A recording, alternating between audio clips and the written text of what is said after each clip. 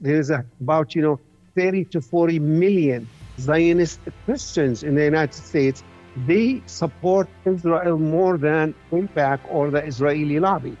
So they are the principal supporters, and they have heavy media exposure. They have so much money. Plus, the media for a long period of time has been supporting Israel. So for us as a small community to counter this heavy lobby and heavy number of people and media and things like that, it is not an easy job. We are working very hard. The Palestinians living in the diaspora are aware of the value of their activism in making the suffering of their people in the occupied Palestinian territory visible to the whole world, and the American people in particular, to mobilize them to press their government to stop supporting the Israeli military occupation of Palestine. Such mission is not easy, as the Zionist lobby exacts the price from the very voices that call for justice for Palestine. To discuss that, I have with me Palestinian American leading member of U.S. Palestine Council, Engineer Maher Abdel Qadir from Washington. Welcome to the program, Mr. Maher. Thank you.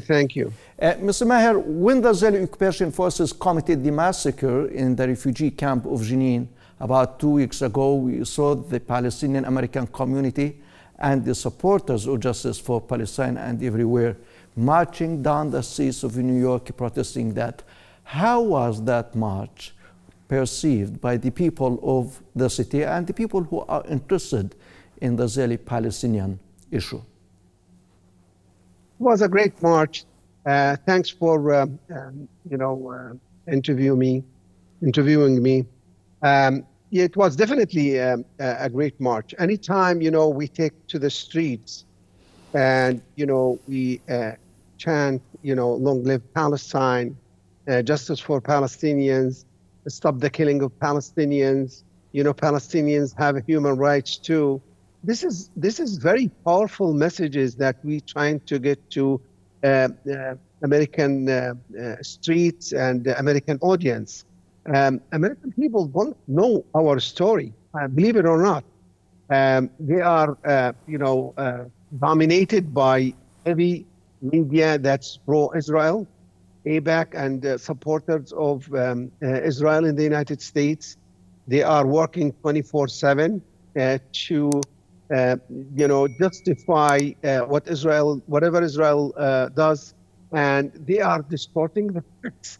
So taking to the streets, talking to others, marching in various areas of the United States of America, makes people wonder why we're doing this when they see the Palestinian flag and the Palestinian kufiyya, and we, call Palestine by name.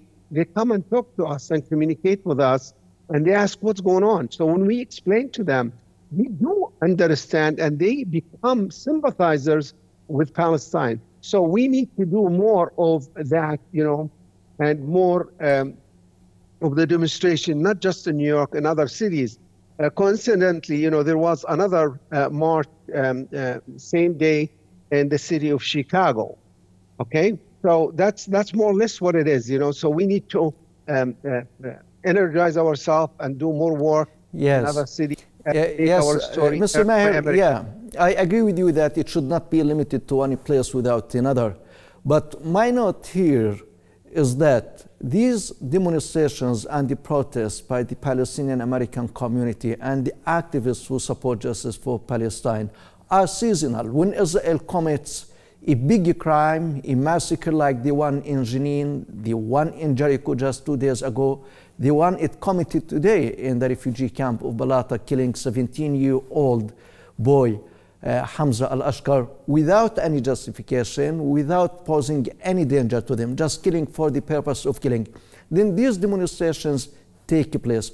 Why you don't organize that to have well-structured program that always supports the Palestinians' rights and demanding the American government to press Israel to end its occupation, not only when there is a massacre?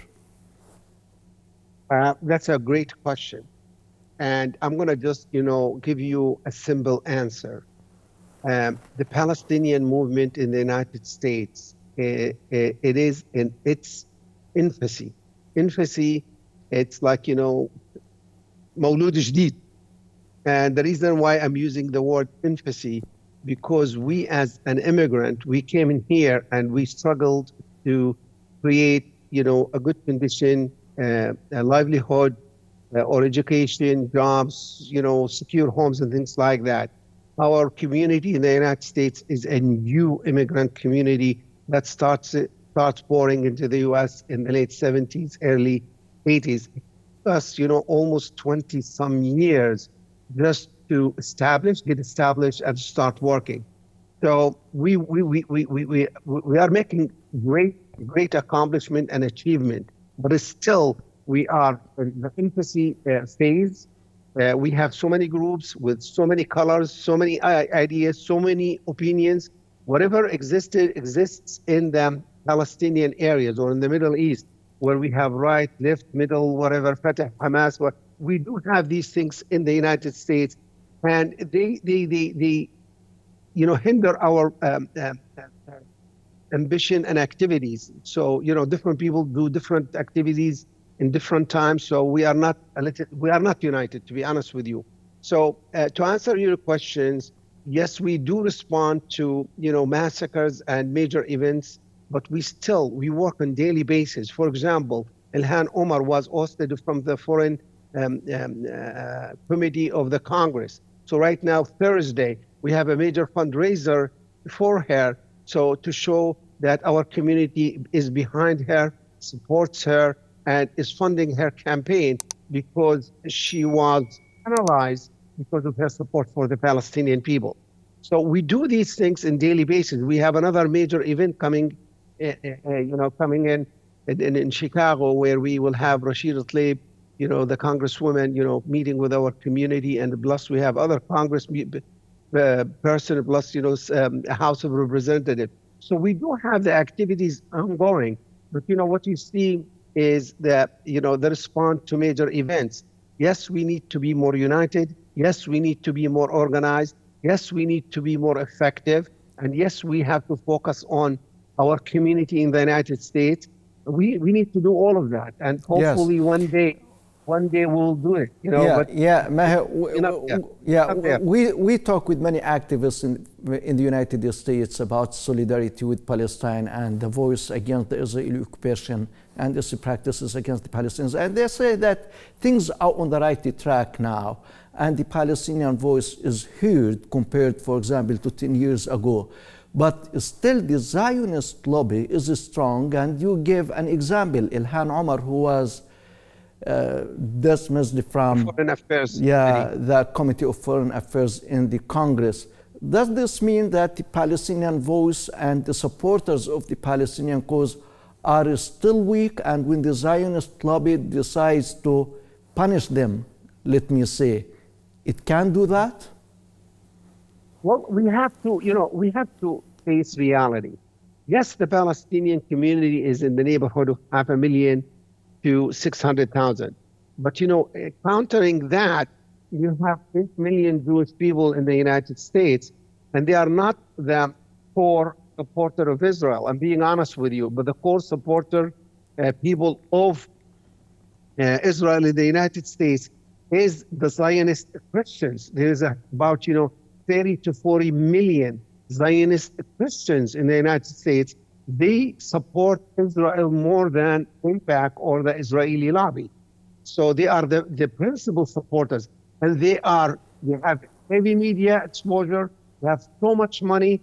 Plus, the media for a long period of time has been supporting Israel. So for us as a small community to counter this heavy lobby and heavy number of people and media and things like that, it is not an easy job. We are working very, very, very hard, but we are making progress. And one of the progresses, for example, American media used to just deny mentioning Palestinians. Now, when they talk about, look at the New York Times recently, when they talk about the Palestinians, they want to mention the Palestinians, but they don't want to fault the Israelis. So, for example, when they reference any events in there or going, events that's going on in Palestine, they say, look at this is having both sides. They don't, fault the Israelis. They said Israeli disputes these, characterization. When the media says, Israel killed and did this and this, they always come and say Israel disputes this characterization. They also try to tone it down by saying that army denies this and things like that. So we are working hard. And I think the new generation, as a result of social media, 32 years and younger, if you ask them, they are pro-Palestinian. They understand our issue because they, cruise through the social media and they are influenced by current events. Not like the old age that they go to New York Times and CNN and Fox News and things like that. Those people are heavily influenced by Israel, and you cannot, eat an old dog new tricks. So those people, they will be supportive of Israel till they die. So this is part of the dilemma. Yes, Maher. My final question to you, because we are running out of time really, Mr. Maher. Israeli crimes in terms of murdering Palestinians and expanding Israeli settlements, confiscating Palestinian land, the policy of every night detention of dozens of Palestinians is on rise. The American Secretary of State was here a week ago, but nothing was implemented on the ground to stop such policies by Israel. Do you think this administration by Biden is going to continue to turn a blind eye to the suffering of the Palestinians under Israeli occupation? I think it will. I don't think this administration, headed by Biden, will do anything to change the status quo right now. The only thing they will try to do is try to diffuse any escalation by Israel and the Israeli settlers, but they will not stop it, and they will not make any move to reactivate the peace talks between the Palestinian and the Israelis. Biden is 80 years old almost, and he always brag about the fact that he is the Zionist number one, and he's pro-Israel. His vice president, Kamala Harris, is married to a Zionist, Zionist really. So, she's not going to stand against her husband, who's a Zionist, and she's the, number two person in the U.S. administration. So I doubt that there will be any move. Our community leaders recently last week sat with Blinken and Hadi Amr and others, prior to their trip to Palestine and Israel and others like in Egypt and Jordan. And he assured them in front of them that, he will do his utmost to change a few things.